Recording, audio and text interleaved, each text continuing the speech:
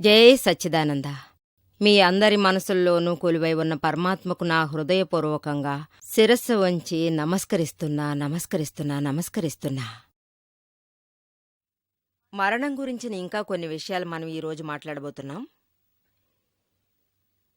ఈ రోజుల్లో ఈ మహా ప్రపంచంలో తీవ్రవాదుల వల్ల మరణ సంఖ్య తీవ్రంగా పెరిగిపోతుంది. అది మనం చూస్తున్నాం. ఇది ఈ కాలంలోనే ఇలా చాలా ఎక్కువగా ప్రజలు ప్రాణ నష్టాలకు గురవుతున్నారు. సంఖ్యకు మించిన ప్రమాదాలు ఏర్పడుతున్నాయి. అప్పుడు ఏ విధమైన పాపకర్మలు ప్రజలు చేస్తున్నారు? వీళ్ళు పాపం తప్పు చేసేవాళ్ళు ఎటువంటి కారణమూ లేదు, ఏదీ లేదు.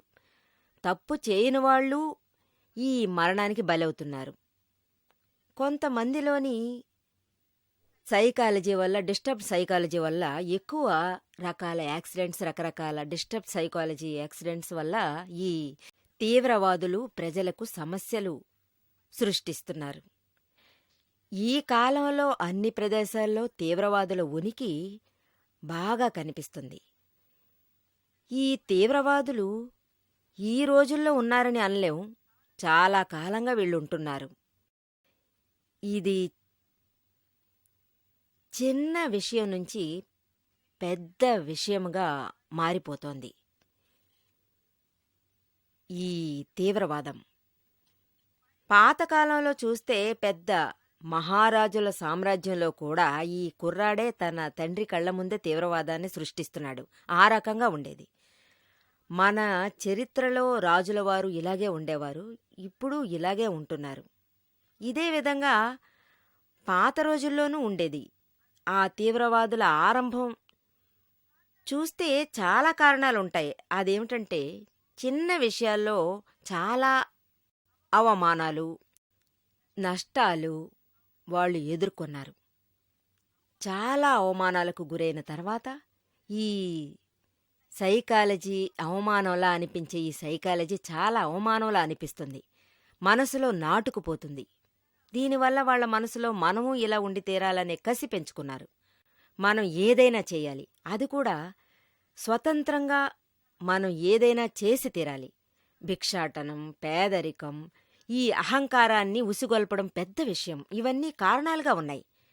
ఎప్పుడు అహంకారానికి ఇటువంటి టేస్ట్ వస్తుందో అప్పుడు వాళ్ల మనసులో తీవ్రవాదం ఏర్పడుతుంది.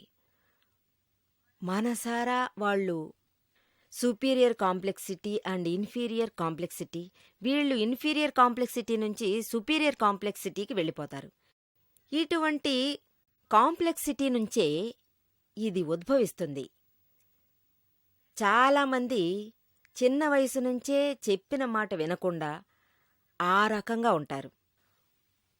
వాళ్లకు మిగతా వాళ్లు తప్పని చెప్పింది మార్చి, లేదని చెప్పింది వాళ్లకు నచ్చింది. వాళ్ళు చిన్న చిన్న వయసు నుంచి స్కూల్లో కూడా చూడండి, తర్వాత కాలేజీలో చూస్తే బాగా తెలుస్తుంది. వీళ్లను తరమడం, వాళ్లను తరమడం, ఇవన్నీ అక్కడ ఇప్పుడు జరుగుతూనే ఉన్నాయి.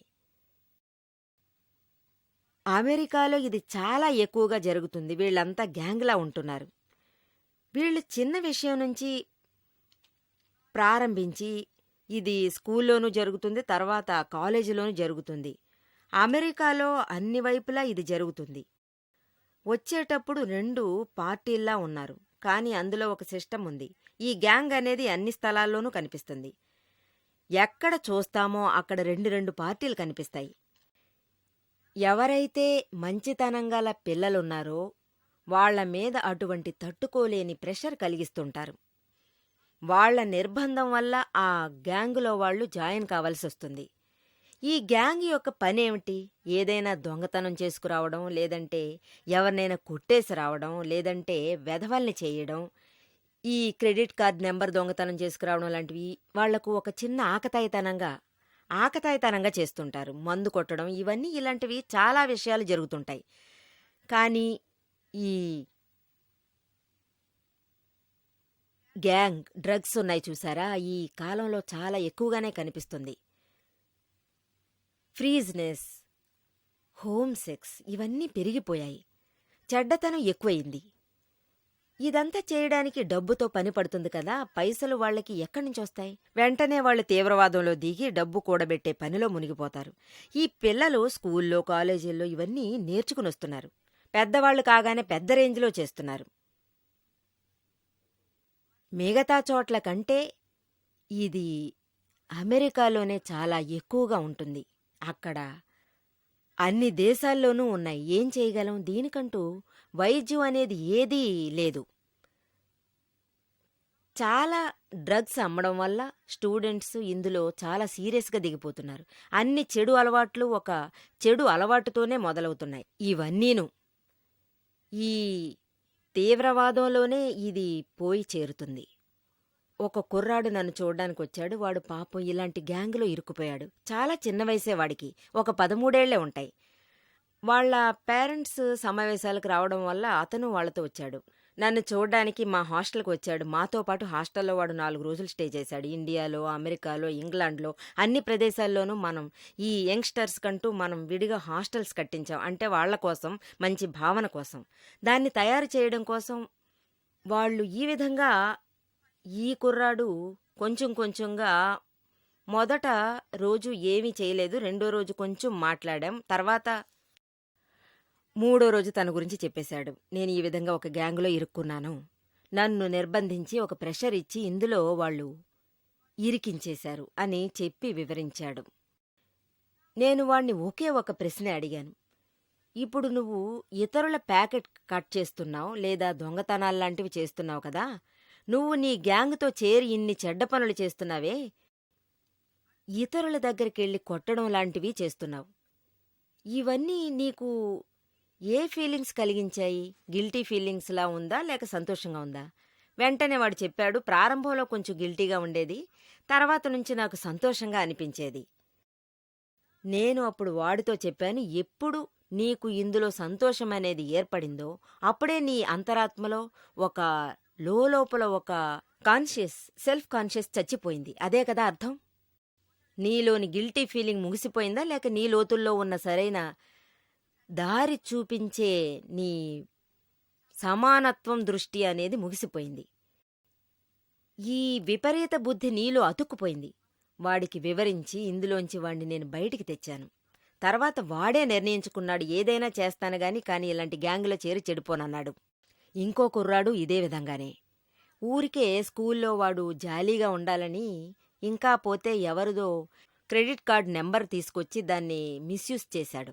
అందులో ఉన్న డబ్బు తీసి చాలా సంతోషంగా ఖర్చు పెట్టాడు. ఊర్లు తిరిగాడు. తర్వాతది డ్రగ్స్ తీసుకున్నాడు. ఈ విధంగా చాలా కార్యాలు అతను చేశాడు. ఆ తర్వాత దాని గురించి ఎన్నో విషయాలు వివరించి పద్ధతిగా మార్చేశాను. ఇప్పుడు వాడు చాలా బాగుపడ్డాడు. తీవ్రవాదిగా ముందుండేవాడు. ఎవరికి ఏ కష్టాన్ని ఇవ్వడం లేదు. ఇది చిన్న వయసు నుంచి ఇలాంటి అలవాట్లు వచ్చేశాయి. ఎన్నో కర్మల్లో చిన్న వయసు నుంచే ప్రజలు వీడికి ఇదే పొజిషన్ అని పెంచి పారేస్తున్నారు. వాళ్లకు చాలా చిన్న వయసు నుంచే శిక్షణ కూడా ఇస్తున్నారు. ఇటువంటి ధర్మం పేరుతో ఇవన్నీ చేయాలని చెప్తున్నారు. ధర్మం యొక్క మార్గంలో చట్టాలు తీసుకొస్తున్నారు. ఈ మధ్యకాలంలో ఇటువంటివి చాలా చూస్తున్నాం. ఇంకా చెప్పాలంటే ఈ ధర్మం పేరిట నువ్వు చచ్చిపోతే నీకు స్వర్గం కూడా దొరుకుతుందని చెప్తున్నారు. హెవెన్కి ఖచ్చితంగా వెళతారు. ఈ స్థాయికి వాళ్ల ఆలోచన నాటుకుపోయింది. చిన్న వయసు నుంచే వాడికి రైట్ ఫ్రమ్ బిగినింగ్ ఈ విధంగా ఎప్పుడూ వాడు ఫీల్ అవుతూనే ఉన్నాడు. ఇందువల్ల వాడి సైకాలజీ అంతా వాడిలోనే అణిగిపోతుంది. వాణ్ణి స్ట్రాంగ్గా వాళ్ళు తీర్చిదిద్దుతున్నారు. కానీ ఎటువంటి ధర్మమూ ఈ స్థాయికి నేర్పించటం లేదు. ఏ ఒక ధర్మము కాలంలో ఏ మూలన ఉన్నా ఎటువంటి ధర్మము ఏదైనా ఉండనివ్వండి, ధర్మము మంచినే వాడికి నేర్పిస్తుంది. ఇతరులకు మంచి చేయాలి, సాధారణంగా గొప్పగా ఉండమని ఎన్నో ధర్మాలు నేర్పిస్తున్నాయి. ఇవన్నీ చూస్తున్నప్పుడు ఇవి అనవసరమైనవిగా మనకు కనిపిస్తుంది. రాక్షసుల్లా తీర్చిదిద్దుతుంది. దీన్ని మనం ఎలా ధర్మం అనగలం? ధర్మం అనే పేరుతో చేయకూడని అనవసరం పనులు చాలా తప్పించాల్సినవి. ధర్మం అనే పేరుతో చెడిపోయే భావన ధర్మంలో చెడిపోవడానికి దారులు చూపిస్తున్నారు. ధర్మంలో నువ్వు ఏదీ చేయనక్కర్లేదు, మనసారా నువ్వు మంచి కోరుకుంటే చాలు. ఇది మనలో ముందు ఉండాల్సిన విషయం. ఈ విధంగా అనవసరమైనవి ఉంటే దాన్ని మనం ఎలా ధర్మమని చెప్పగలం? ఇవన్నీ తప్పుడు సమాచారాలు. ఇందులోంచి బయటపడితేనే నిజమైన ధర్మం ఏంటనేది అర్థమవుతుంది. నిజమైన ధర్మం ఏమంటుందంటే, మన వల్ల ఇతరులకు ఏ విధమైన దుఃఖం కలగకూడదు. డైరెక్టో ఇండైరెక్టో ఈ ఇంట్లో గాని దేశంలో గాని ఎక్కడైనా గాని ఇతరులకు మన వల్ల దుఃఖం అనేది ఖచ్చితంగా ఏర్పడకూడదు. ఎంతోమంది తీవ్రవాదం వల్ల చెడిపోతున్నారు. దీన్ని ఒక ధర్మముగా భావించి వేలాది మందిని చంపేస్తున్నారు. ఇందులో ఎంతోమంది చస్తున్నారు, ఎంతోమంది విధవలవుతున్నారు, ఎందరో పిల్లలు తల్లిదండ్రులకు దూరమవుతున్నారు. ప్రజల్లోనే ఈ ప్రతీకారం చాలా ఎక్కువ అవుతుంది. కొన్ని చోట్లలో, ఎన్నో ఏరియాల్లో, ఈ ఏరియాల్లోంచి ఇక్కడున్న ప్రజలు బయటికి రావడానికి భయపడి వణికి చస్తున్నారు. వాళ్ల భోజనం, రొటీన్ లైఫ్ కూడా చాలా డిస్టర్బ్ అవుతుంది. ఈ విధంగా అన్ని మార్గాల నుంచి నష్టం వాటిల్లుతూనే ఉంటుంది. ప్రభుత్వంలో, దేశంలో, సమాజంలో ఇలా అన్ని చోట్ల ఉంది. ఈ ప్రశ్న ఒక ఒంటరి మనిషి కోసం కాదు. ఇక్కడ అడిగే ప్రశ్న దేశంలో ఉన్నవాళ్లని కలిపే అడగడం జరుగుతుంది. ఎంతమంది చనిపోతున్నారు? ఈ మరణం టైంలో ఒక మనిషికి తన మనసులో ఎంత ఆవేదన కలుగుతుంది? ధర్మం పేరు మీద అతనికి ఎంత కసి పెరుగుతుంది చెప్పండి. ఎవరెవరు ధర్మం పేరిట తీవ్రవాదం వల్ల చనిపోతారో వాళ్ల మనసులో ఎంతవరకు ఆవేదన ఉంటుంది. అలాగే వాళ్ల మనసులో కలిగే ఒక భయంకర ప్రతీకారం ఏ విధంగా వాళ్లకు తప్పుడు ఆలోచన వస్తుంది. ఇవన్నీ ఒక ధర్మమని అనుకోగలమా? ఈ ధర్మాన్ని పాటించడం కన్నా మనం ప్రాణాలు వదిలేయొచ్చు. ఇతరులను హత్య చేయిస్తుంది. ఈ ధర్మం ఎక్కడ్నుంచి వస్తుంది? ఇది తప్పు. ఇదంతా ధర్మం కాదు. కొందరు తమ సుఖం కోసం, తమ అహంకారం కోసం, అవును నేను అలాగే చేస్తాను, నేను ఒక మనిషిలా మారాలి, లోకంలో నా ప్రతిష్ట పెరగాలి, పాజిటివో నెగటివో దేని గురించి నాకు దిగుల్లేదు, నన్ను వేలాది మంది హత్యకు గురి చేస్తున్నారే, నన్ను 100 మంది సత్యవంతులు, నేను చాలా మంచివాడినని చెప్తే అదే చాలని చెప్తున్నాడు. ఈవేళ నాకు తెలిసి ఈ లోకంలో నాకంటూ ఎవరూ లేరే. ఒక 100 మందికి కూడా నా గురించి తెలియకుండా ఉందే. ఇటువంటి నెగటివ్ థాట్తో నేను ఈ లోకంలో తిరగడం వల్ల ఏమవుతుందని అడిగాడు. దీనివల్ల పాపం మరీ ఒక ఇన్నోసెంట్ ప్రజలు హత్యకు గురవుతున్నారు. ఈ ధర్మం ఎందుకు? దీన్ని ఎవరు వివరించగలరు? ఈ విధమైన ప్రజలకు మన దగ్గర నుంచో లేక ఇన్నోసెంట్ ప్రజల నుంచో ఎటువంటి సపోర్టు ఖచ్చితంగా దొరకదు. దీన్ని మనం కట్ చేసే తీరాలి. అప్పుడే ఇది తలెత్తకుండా ఉంటుంది. ఈ తీవ్రవాదాన్ని వెతుక్కుంటూ వెళ్లి ఇరుక్కుపోయేవాళ్లు చాలామంది ఉన్నారు. నా దగ్గరికి ఇటువంటి ఒకడు వచ్చాడు నన్ను చూడ్డానికి. నా సత్సంగాలు వినడానికి ఒక సోదరుడు, చాలా ఇంటెలిజెంట్ అతను వచ్చాడు. లెక్చరర్గా ఉండేవాడు, హై లెక్చరర్, చాలా విలువైన భావాలు ఉన్న వ్యక్తి. ఒకసారి అతను యాత్రల మీద వెళ్ళాడు. అమర్నాథ్ అనే యాత్రకు వెళ్ళాడు. అక్కడికి వెళ్లాలంటే కాశ్మీర్ నుంచే వెళ్ళి తీరాలి. అతని యాత్రకు వెళ్ళి తిరిగి వస్తున్నాడు. వచ్చే దారిలో మధ్యలో చిన్నపాటి గ్రామం ఎదురైంది. సాయంత్రం ఒక 7 గంటల సమయం అనుకుంటా. వీధి మలుపులో అందరికీ ఈ విధమైన యాత్రికులు షాపింగ్ చేయడం కోసం ఇక్కడికి అక్కడికి వెళుతున్నారు. ఈ టైంలోనే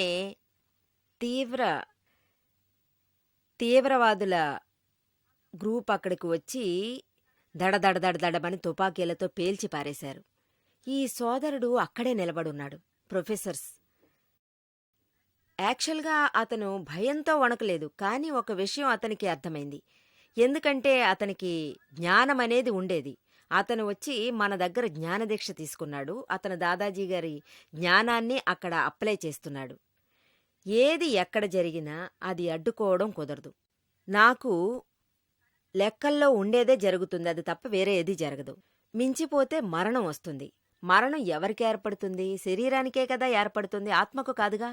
ఇతని వెంటనే శుద్ధాత్మ శుద్ధాత్మ అనే ఒక మనోభావనకొచ్చేశాడు.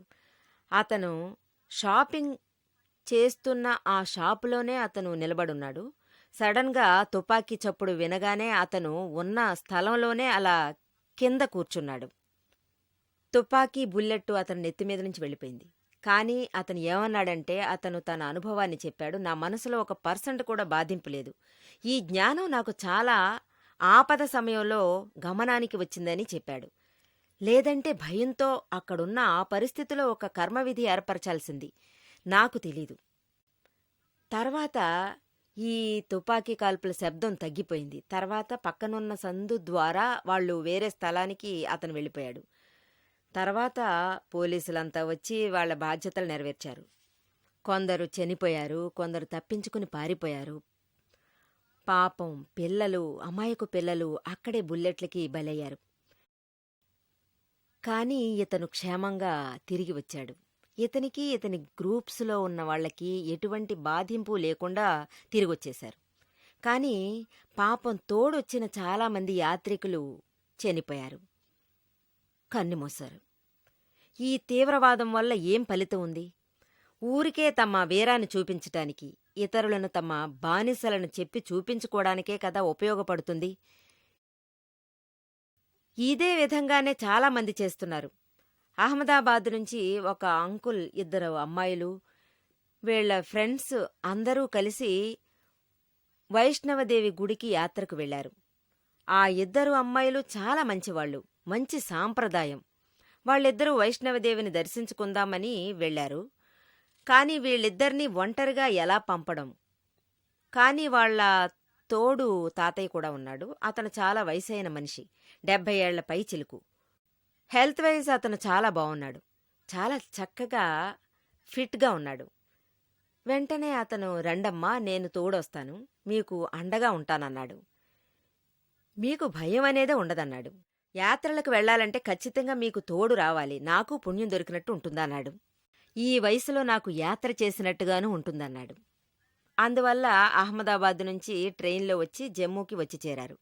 జమ్మూలో దిగి అక్కడున్న ధర్మస్థానానికి వెళ్లడానికి సిద్ధపడ్డారు. ఆ చోట దడదడదడదడ అని సరైన తుపాకీ షూటింగ్. అదే చోట తీవ్రవాదులు రైల్వే స్టేషన్లో షూట్ చేయడం స్టార్ట్ చేశారు. అక్కడ్నుంచి తాత తుపాకీ బుల్లెట్కి ఎరయ్యాడు. స్టేషన్ నుంచి స్టెప్స్ ద్వారా కిందికి దిగేటప్పుడు తుపాకీ బుల్లెట్ తగిలి తాతయ్య స్పాట్లోనే చనిపోయాడు. ఆ 2 అమ్మాయిలు ముందు వెళ్లారు, ధర్మస్థానానికి వెళ్లారు. అక్కడ జరిగే విషయం విని భయపడిపోయారు. వీళ్ల తాతయ్య తుపాకీ బుల్లెట్కి చనిపోయాడు. తర్వాత లేటుగానే వాళ్ళకి తెలిసింది. యాత్రకు వెళ్తాడనే విషయం అలాగే ఉంది. తాతయ్య గారి డెడ్ బాడీ తీసుకుని 2 తిరిగి వచ్చేశారు. చూసారా? ఇలాగే మళ్లీ చీకటి. చెప్తారు కదా, భగవంతుని దర్బారులో వెలుగే, చీకటి లేదంటారు. కాని ఇక్కడ చూశారా, భగవంతుడు ఈ విషయంలో ఎలా ఆడుకున్నాడని. భగవంతుని దర్శనానికి వచ్చిన మనిషి తీవ్రవాదుల కాల్పులకు బలైపోయాడు. దాంతో తాతయ్య చనిపోయాడు. ఏదో పుణ్యం వల్ల 2 అమ్మాయిలు బతికి బట్టకట్టారు. భగవంతుడు అందర్నీ కాపాడతాడని చెప్తాం కదా, భగవంతుడు అందర్నీ సమానంగా చూస్తాడని మనం అంటూ ఉంటాం. అన్నీ మనం భగవంతుడని అంటాం. ఈ విధంగా ఎందుకు భగవంతుడు చేశాడు? చీకటి చేశాడు. ఇందులో ఒక విషయం నిజం. ఎవరి విషయాల్లోనూ భగవంతుడు తల దూర్చడమే లేదు. భగవంతుడు ఏమీ చేయడం లేదు. భగవంతుడు ఎవరి మరణాల్లోనూ జననాల్లోనూ తల దూర్చడమే లేదు. అందరూ తమ తమ కర్మఫలం కొద్దీ పుడుతున్నారు. తమ తమ కర్మఫలం ప్రకారం, ఆయుష్కర్మఫలం ప్రకారమే వీళ్ళు మరణాన్ని పొందుతున్నారు. ఈ మరణమనేది ఒక్కొక్కరికి వేరువేరు రకంగా వస్తుంది. మీరే చూడండి, ఎంత చిన్న వయసు పిల్లలంతా హత్యకు గురవుతున్నారు. ఇన్నోసెంట్ ప్రజల్ని చంపేస్తున్నారు. ఇలాంటి తీవ్రవాదుల మరణం ఏ రకంగా ఉంటుంది? ఒక భయంకరమైన విషయమనేది ఇదొచ్చి అనవసరమైన కారణం. ఇతరుల ప్రాణాలు తీయడం, వాళ్లకంతా నరకమే గతిగా ఏర్పడుతుంది. ఈ తీవ్రవాదం ఎవరు తీవ్రవాదం చేస్తున్నారో అంతకంటే ఈ తీవ్రవాదాన్ని చేసేవాళ్లే నేరస్తులవుతారు. తన బంగళాలో కూర్చుని బయట ఆర్డర్లిస్తుంటాడు. వీడే ఎక్కువ నేరాలు చేసినవాడిగా ఉన్నాడు. వీళ్ళు తుపాకీల్ని లేక కత్తుల్ని తీసుకుని అక్కడ ఫీల్డ్కెళ్ళి చెప్పింది చేస్తున్నారు. ఇతరులను కాల్చుతున్నారు, వాళ్ళు చచ్చిపోతున్నారు. ఇతని తప్పు తగ్గిపోతుంది, కాని అతను చేసింది చెప్తున్నాడు కదా. గ్యాంగ్కి లీడరే, ఆ లీడరే ఎక్కువగా తప్పు చేస్తున్నాడు. దీనంతటికీ ఫలితం నరకం తప్ప వేరే ఏదీ వాడికి ఖచ్చితంగా ఉండదు. వీటన్నిటికీ కారణం దాని ప్రకృతే కదా. ప్రకృతే ఈ ఆటలన్నీ ఆడిస్తుంది. సృష్టించిన వాడే దాని ఫలితము చెప్తాడు. ఇదంతా సృష్టి లీలలే, మనిషిలోని లీల కాదని ఖచ్చితంగా చెప్పొచ్చు. ఈ విషయాల్లో మంచివాళ్లు కూడా తీవ్రవాదాన్ని ప్రోత్సహించేస్తున్నారు. ఇలాంటివన్నీ చేసేవాడే వాడు సృష్టిస్తున్నాడు అంటే ఆడించేవాడని చెప్పొచ్చు. ఎవరు కంపల్సరీగా చేయాల్సొస్తుందో వాడికి పాపాలు తక్కువ. దీన్నే సృష్టిలో లీల అని అంటాం. ఈ జన్మలో కాదు, గత జన్మలో కాదు, ఏ జన్మలో రాసిన రాత ప్రకారమో ఇవన్నీ ఏర్పడుతుంటాయి. సృష్టి ఎవర్నీ వదిలిపెట్టడం లేదు. ఈవేళ లక్షలకు లక్షలు సంపాదించినా ఎవరికి వాళ్ల లెక్క ప్రకారమే కదా జరుగుతుంది. అది ఖచ్చితంగా వదలనే వదలదు. ఇప్పుడు ఆఫ్ఘనిస్తాన్లో చూడండి, ఈ తాలిబాన్ ప్రజలు ఎంతమందిని హత్య చేశారో ఆలోచించి చూడండి. వేలాది సంఖ్యలో ప్రాణాలు తీశారు. అదే తీవ్రవాదులు ఈరోజు భయపడి తలదాచుకుంటున్నారు, ప్రాణాలకు పోరాడుతున్నారు. ఒకవేళ వాళ్ళు ధర్మానికి కట్టుబడి కొంచెం ఆలోచించేవాడైతే ఈ తీవ్రవాదం నుంచి తప్పుకుంటాడని చెప్పొచ్చు. ఈవేళ మనం ఎంతమందిని చంపాం, ఎంతమంది అల్లాడిపోయి ఉంటారు. రేపు ఇదే పరిస్థితే కదా మనకు ఇన్ని బాధలు వస్తే మనం ఎలా ఉంటామనేది వాడు అప్పుడే ఆలోచించి చూడాలి. మనల్ని ఎవరో హత్య చేస్తారు, అప్పుడు నాకు ఎలా ఉంటుంది? ప్రాణమనేది అందరూ ఇష్టపడే ఒకటి. ఎటువంటి మనిషికైనా ఎటువంటి జంతువుకైనా ఎవరూ చంపగల అధికారం ఖచ్చితంగా ఉండడం లేదు. అది జ్ఞాపకం ఉంచుకోండి. మీ వల్ల ఎవరికైనా ప్రాణభిక్ష ఇవ్వగలిగితే అప్పుడే ఆ ప్రాణాన్ని చంపడానికి మీకు అధికారం అనేది ఖచ్చితంగా ఉంటుంది. కాని ఇందులో ఎవరికీ అధికారం లేదు. ఇదంతా తప్పే. మనందరం న్యూస్లో చూస్తుంటాం, తీవ్రవాదులు చాలామంది చొరబడుతున్నారు, కొందరేమో చంపబడుతున్నారు, తర్వాత 5-6 తీవ్రవాదులు అందర్నీ కాల్చిపారేస్తున్నారు. ఇటువంటి కార్యం చేసేవాళ్లు ఈరోజు కాకపోయినా తర్వాత చాలా ఇబ్బంది పడాల్సి ఉంటుంది. గాంధీ ఫ్యామిలీలో కూడా రాజీవ్ గాంధీ, ఇందిరాగాంధీ అందరికీ, మహాత్మాగాంధీ కూడా ఇదే రకంగానే కదా చనిపోయారు. అతను దెబ్బకు దెబ్బ, అదే అందరికీ ఒక దారి. ఒకడు ఒకడిని చంపేస్తాడు. అందువల్ల ఈ తీవ్రవాదులు చాలా ఒక భయంకరమైన ఉద్దేశాల్ని వాళ్ళు వ్యాపిస్తున్నారు. నేను ప్రార్థించేది ఏంటంటే, ఈ లోకంలోనే అన్ని స్థలాల్లో ఈ తీవ్రవాదం అనేది నిజంగా నశించిపోవాలి. రామరాజ్యం మళ్లీ పుట్టడానికి పునాది కావాలి. జై సచ్చిదానంద.